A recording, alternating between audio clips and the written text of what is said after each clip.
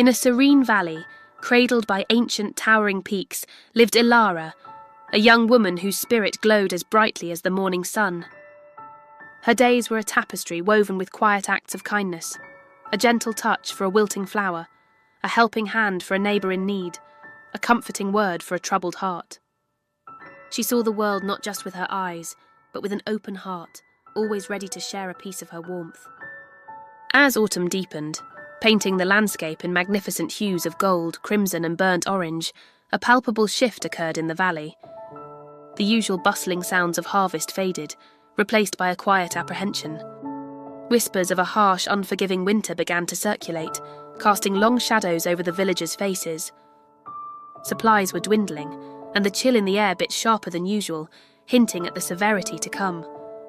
One blustery afternoon, Elara noticed old Thomas, his frail frame silhouetted against the grey sky, struggling valiantly but fruitlessly to patch a gaping hole in his old leaky roof.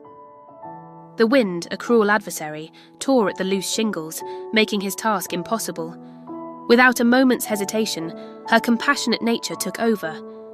Despite the biting wind and the daunting task, she approached him, her voice a beacon of warmth.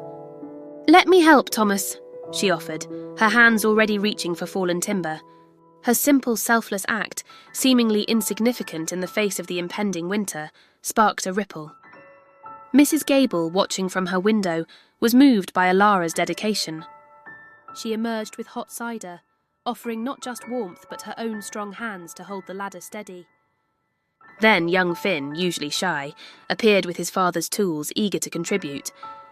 The sight of them working together, united against the elements, was infectious. Soon the small act grew into a collective endeavour. Neighbours emerged from their homes, drawn by the spirit of cooperation. They didn't just mend old Thomas's roof, they inspected others, sharing precious resources, mending what was broken and reinforcing what was weak. Children, usually engrossed in play, joined in, gathering fallen branches for firewood. Women pooled their meagre food stores, preparing communal meals that warmed both bodies and spirits. Laughter, long absent, began to echo through the valley once more. The spirit of community, dormant through the summer's ease, blossomed anew, turning the villagers' fear into fortitude. They weren't just individuals facing a daunting winter. They were a collective, a family bound by shared purpose and mutual support. When winter finally descended, fierce and unforgiving, blanketing the valley in a thick, silent layer of snow, the village was ready. Homes once vulnerable now stood strong, chimneys puffing out welcoming plumes of smoke. Bellies were full, warmed by shared meals, and hearts once heavy with worry were now light with hope.